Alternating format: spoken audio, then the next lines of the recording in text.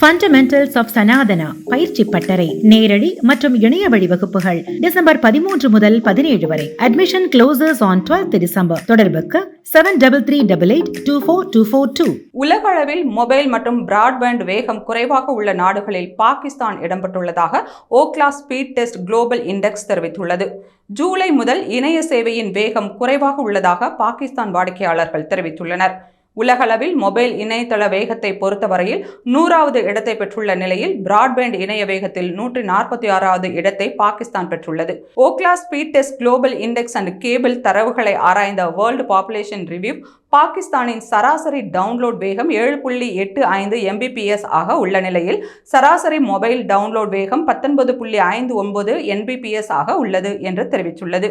மேலும் சராசரி பிராட்பேண்ட் பதிவிறக்க வேகம் 15.52 Mbps ஆக உள்ளது.